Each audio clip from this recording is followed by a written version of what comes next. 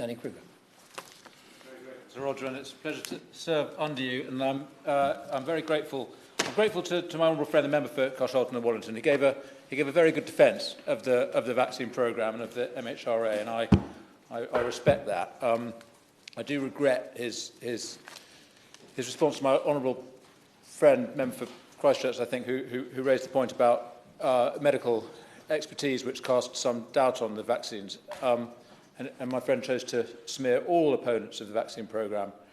There, of course, are lunatics out there who are making absurd and outrageous claims, but I do suggest that there are many reasonable and respectable people who have anxieties about the vaccine programme, and particularly, of course, in their own cases, those of themselves and their families who have suffered as a result of the programme. And I'm a member of the All-Party Parliamentary Group. My friend, member for Christchurch, chairs looking at vaccine injuries. And we met, I think there was the first meeting of the APPG last week in committee room in Portcullis House, and we met there. It was only, I'm afraid, a tiny handful of colleagues, but well over 100 members of the public attended, which isn't the usual story for an APPG. And I felt somewhat ashamed on behalf of Parliament. This was the first time that those members of the public, families of the bereaved, themselves injured citizens, had had the opportunity to be in a room with members of this House. And I'm very pleased that we are now having this debate, and I'm particularly pleased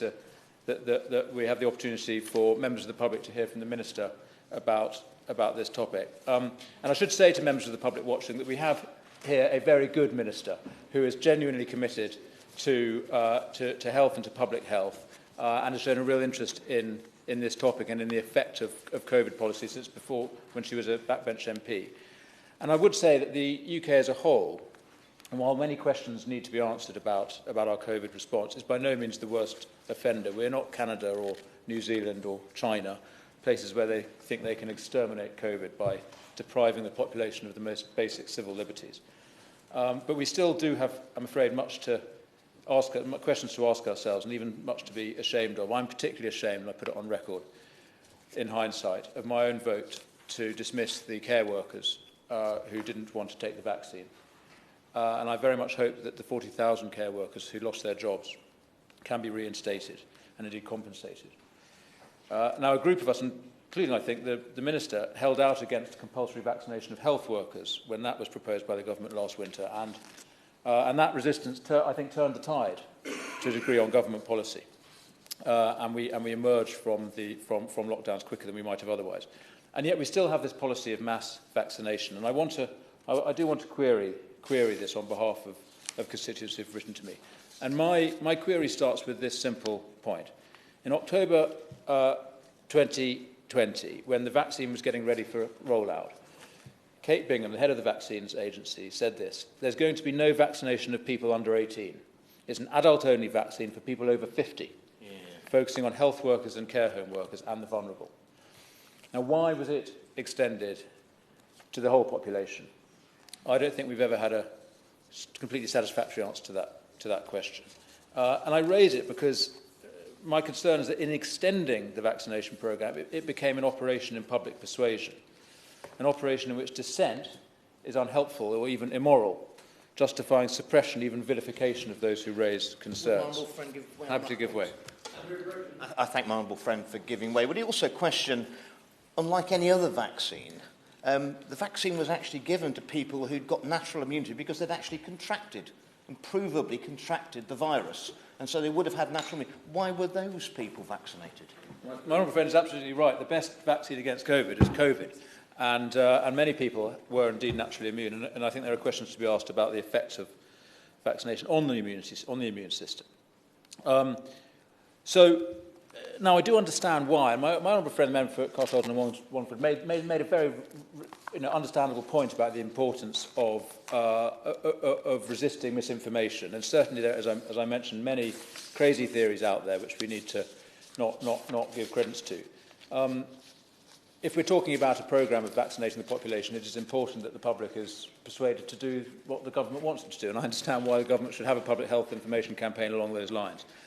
But it is an essential principle of medical ethics that people need to be able to give their informed consent before any treatment. And I do worry about how we can say that consent was fully informed in all cases. throughout there has been, not, I wouldn't say deliberate, but there has been some misinformation, possibly accidental, in favour of the vaccine. We can tell this with hindsight. Perhaps the most egregious, and the doctor that my honourable friend mentioned earlier presented on this to the APPG last week, Dr. Malhotra, the claim that the vaccine is 95% effective. But what that means is simply the relative risk, not the actual absolute risk, reduction in risk to an individual. The absolute risk reduction is really less than 1%. There was the widespread claim that the vaccine stops transmission, so people should take the jab to protect other people. We were all told that. We all believed that for many months. Last month, we heard from Pfizer that their vaccine was never tested to see whether it would stop transmission.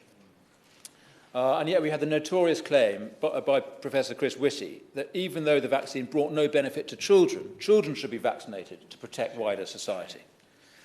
Now, I'm all for thinking about society, not the individual, Sir Roger, but that, again, it feels to me a profound break with medical ethics. And a lot of people are asking what the vaccine does to children and young people. And Dr. Whitty is right that the benefit to healthy children seems to be essentially nil. And yet there are genuine questions to be asked. And I do not verify these questions. I merely ask them on behalf of my constituents. How do we explain the increase in the rates of myocarditis, the increase in heart attacks and the excess deaths among young people? And indeed in the general population, it is plausible, not definitive, but plausible, that the vaccine is responsible for more harms than we know about. And I mentioned in my intervention earlier that we know from the yellow card scheme that up to 1 in 200 people vaccinated report an adverse reaction. And that is in itself bad enough. But we also know that yellow card reports, the adverse effects are significantly underreported through the yellow card scheme. Based on the MHRA's own research, there may be as many as 10 times more serious adverse reactions, serious ones, not just any ones. There may be 10 times more serious adverse reactions than the yellow card system shows. Happy to give way. Does he agree with me that it's not? It's perhaps important for the minister to explain how those people who say they've experienced damage from the vaccine can have themselves heard, not just via the yellow card scheme, not just via the module in the existing public inquiry, and not just an application for vaccine damage compensation. That there needs to be more meaningful ways in which people can engage with their experiences of damage. I'm very grateful to the Honourable Lady, and I absolutely agree. And I think that today is a very important moment for the Minister to hear from members here on behalf of residents. And I would encourage a far greater engagement with citizens who have themselves suffered from vaccine damage or even lost loved ones through it. Now, I mentioned these rather terrifying facts, and there may be innocent explanations for them, and I very much hope they are. If these are conspiracy theories, we need them to be comprehensively and courteously debunked. So I have 4 questions for the Minister to close, Sir Roger. First, will she review the vaccination of children? We know that children have strong naturally acquired immunity and that the chance of death from COVID for a healthy child is 1 in 2 million. So I believe that we should follow other countries like Denmark and stop vaccinating children altogether. But I invite the Minister to consider reviewing that aspect of the policy. Second, will she make representations in government and with Baroness Hallett that the terms of reference for her inquiry should be broadened to explicitly include the efficacy and safety of the vaccines? And I hear what my honourable friend says is absolutely right, that the inquiry does include reference to the vaccination programme and its effects. And he may well be right that that is sufficient and that the review will properly consider the topics that we're discussing today. I hope that that is the case. But I think that needs to be made more explicit. And so I'd invite the Minister to comment. Happy to give way. I actually wrote to Baroness Hallett asking her to ensure that it was specifically in the terms of reference, that it should cover the issue of safety of vaccines and the impact of vaccines. And as a result of not just my representations, but representations from others, the terms of reference were amended to make it quite clear that vaccines and the impact of vaccines and the potential damage of vaccines is included within the terms of reference. For that clarification, it concerns me that it took his representations to even get the vaccine, the effect of the vaccines considered by the inquiry. And I suggest we need to go further and talk about efficacy and safety, not just the impact. Because I think we need to be quite explicit about what we want answers to. These issues need to be directly covered.